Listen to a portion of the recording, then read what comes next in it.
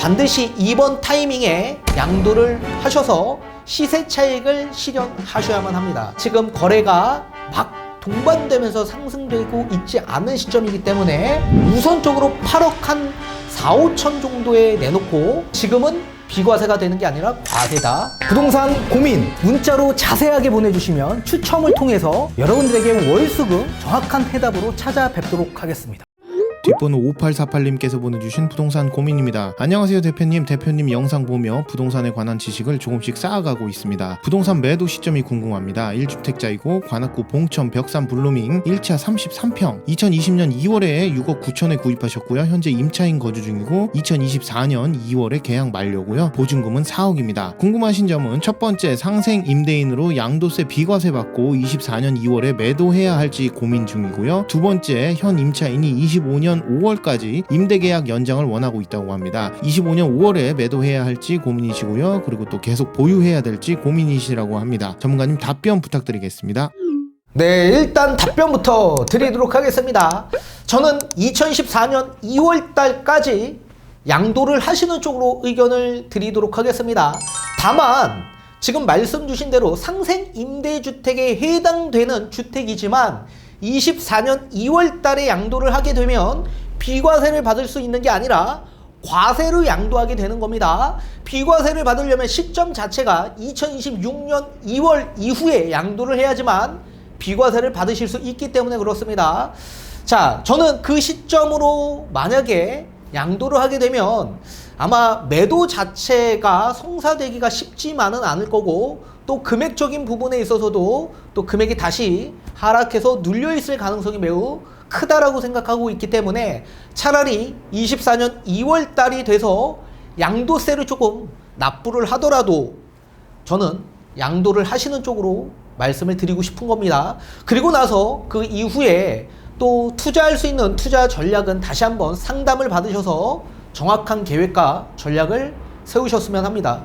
자, 우선 지금 보유하고 있는 아파트는 봉천역 인근에 위치하고 있는 관악벽산 블루밍 아파트입니다. 약 2000세대 정도 되는데 2005년식이기 때문에 연식이 어느새 20년 차가 된 구축 아파트이기 때문에 반드시 이번 타이밍에 양도를 하셔서 시세 차익을 실현하셔야만 합니다. 자, 제가 왜 24년 2월에 매도를 하게 될 경우에 양도세 비과세가 아니라 양도세를 납부해야만 하는지, 그리고 왜 지금 양도를 해야만 하는지 하나하나 판소를 통해 알려드리도록 하겠습니다. 자, 지금 우리 구독자님이 보유하고 있는 아파트는 상생 임대주택 특례 요건에 충족되는 아파트로서 거주 요건의 제외 대상자가 됩니다. 자, 쉽게 예를 들면 우리 구독자님이 아파트를 취득했을 당시에는 2020년 2월에 취득했기 때문에 그 당시 서울의 모든 전적 일대가 조정 대상적에 지정이 되어 있는 상태에서 취득을 했기 때문에 양도세 비과세를 받기 위해선 2년 거주 요건을 충족해야지만 비과세를 받을 수 있습니다. 그런데 우리 구독자님은 취득하고자 바로 거주하지 않았고 지금까지 전세를 주면서 보유하고 계셨다고 하셨습니다. 그렇다면 당연히 비과세를 받으실 수는 없지만 이 상생 임대주택에 해당되는 여러 가지의 요건을 충족하고 있다라고 한다면 1세대 1주택자 가운데서 거주 요건을 제외해서 거주를 한 것으로 보고 비과세를 해준다라는 이런 특례 요건이 있습니다. 거기에 충족되고 있는 상황이다라고 보셔야 됩니다. 자, 그렇다면 이 상생 임대주택 특례 요건에 적용 대상자가 되는지 한번 하나하나 살펴보도록 하겠습니다. 크게 보자면 총 3가지 기준으로 나눠볼 수 있습니다. 자, 우선 첫 번째, 직전 임대차 계약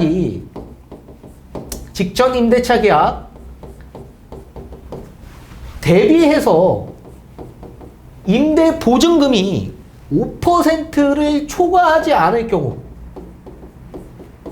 상생 임대주택 특례 요건 3가지 중에 하나가 충족된다라고 보셔야 됩니다. 자, 그리고 두 번째, 똑같이 직전 임대차 계약에 있어서 임대 기간이 1년 6개월 이상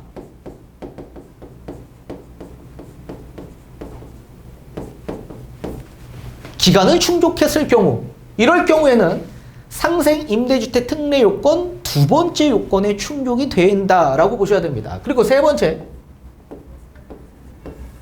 이번에는 상생 임대차 계약이 있어. 이 상생 임대차 계약 임대 기간이 2년 이상 충족이 돼야지만 상생 임대주택 특례 요건 세 가지 중에 하나가 또 충족된다라고 보셔야 됩니다.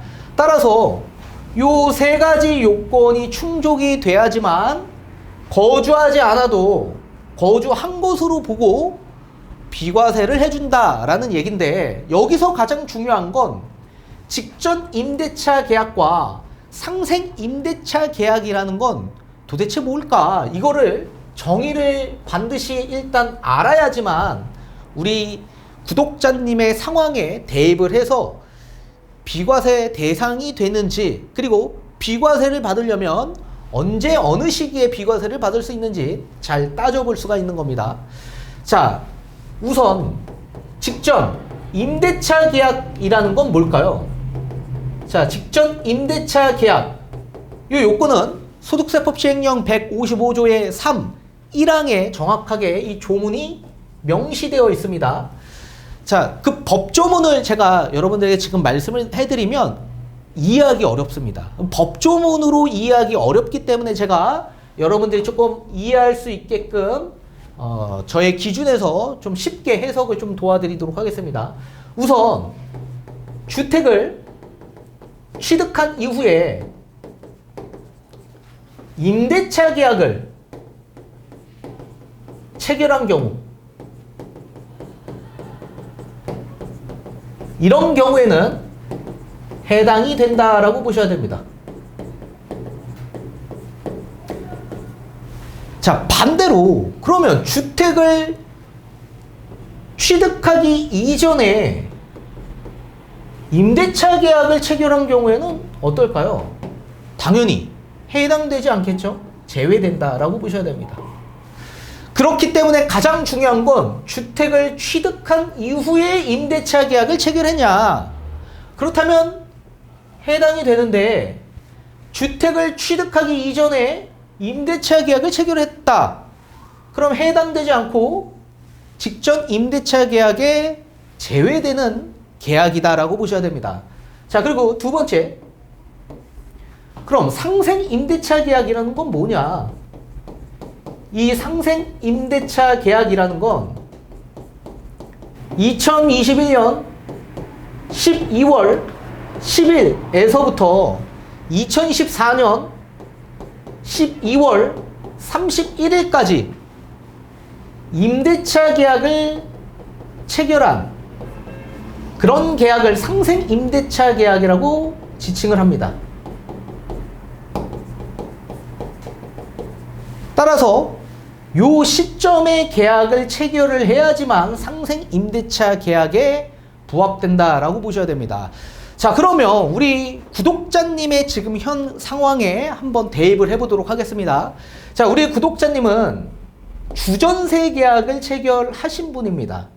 자, 이 주전세 계약이라는 건 뭐냐면 A라는 직전 집주인이 있었습니다. 기존에 집주인이 있었는데 이 분이 우리 구독자님과 매매 계약을 체결한 겁니다. B라는 우리 구독자님과 매매 계약을 체결했습니다. 그리고 나서 이 집주인은 본인이 살고 있는 집에 그대로 전세로 들어간 겁니다. 그래서 집주인에서 임차인으로 바뀌게 된 거죠. 그러면서 다시 전세 계약을 구독자님과 체결을 하게 된 겁니다. 이게 주전세 계약이라고 지칭을 합니다. 자, 만약에 이렇게 진행을 했을 경우에 주택을 취득했던 시점을 보게 되면 이 아파트의 취득 시점이 2020년 2월 달에 취득을 했고, 그리고 취득한 동시에 전세 잔금을 치렀습니다. 전세도 마찬가지 2020년 2월 달에 동시 진행을 하게 된 겁니다. 자, 그럼 하나하나 따져볼까요? 상생 임대주택 특례 요건을 적용되려면 1세대 1주택자여야만 가능하고, 다주택자라고 하더라도 이 상생 임대주택 특례 요건에 충족되는 주택이 마지막으로 1세대 1주택으로 남겨진 상태에서 양도를 해야지만 거주요건이 제외된다, 이렇게 알아두시면 좋을 것 같습니다. 우리 구독자님은 지금 1주택이기 때문에 해당이 되시고, 직전 임대차 계약 대비 5%를 초과하지 않은 계약일 경우 해당이 된다.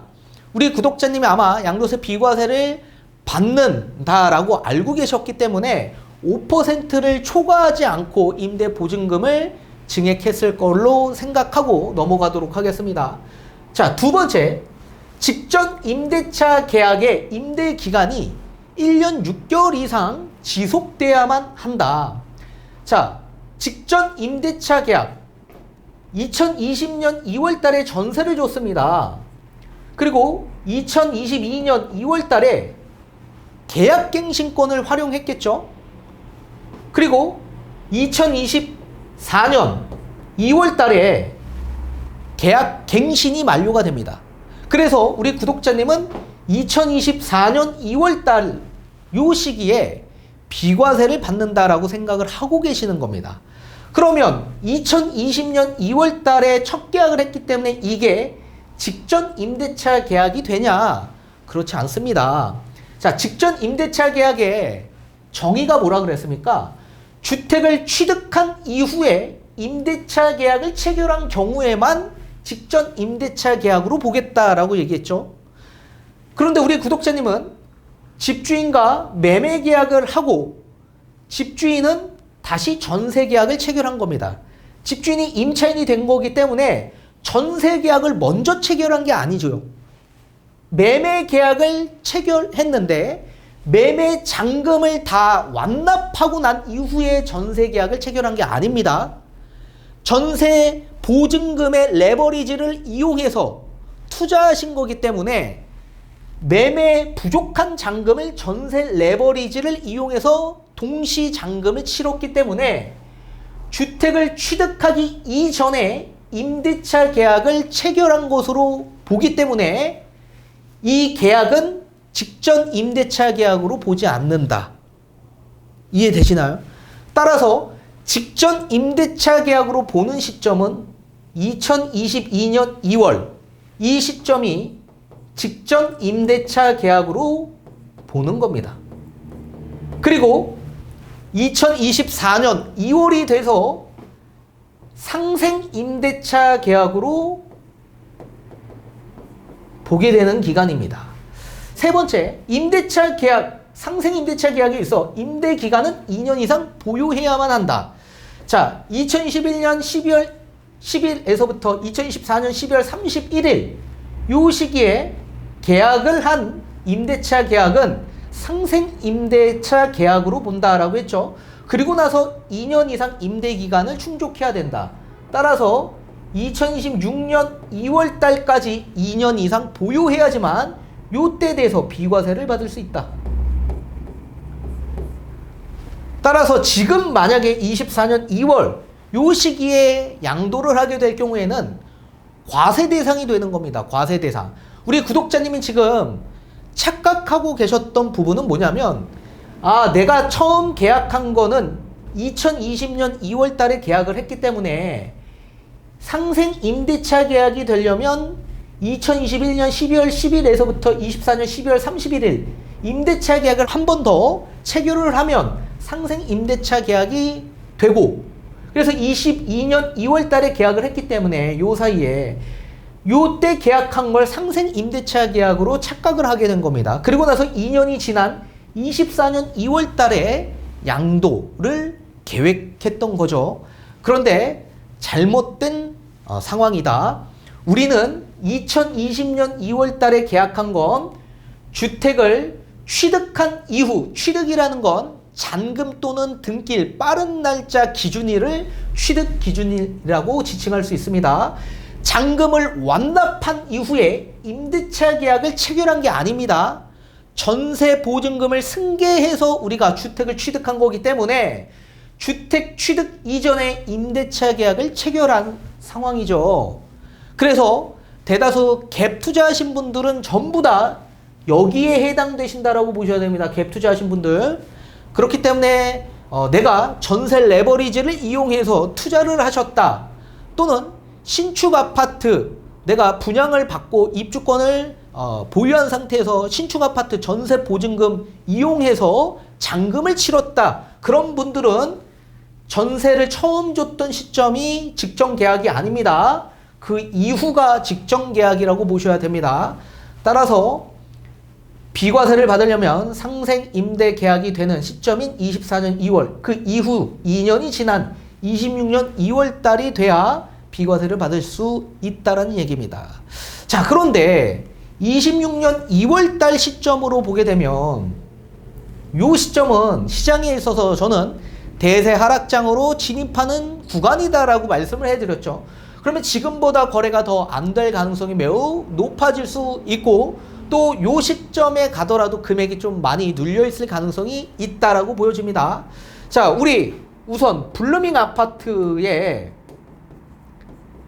가격대를 보게 되면 한 11억 중반대까지 상승했던 아파트입니다. 근데 요 아파트의 지금 현재 시세가 얼마 정도 되냐면 전고점 대비 약 75% 수준에 머물러 있다.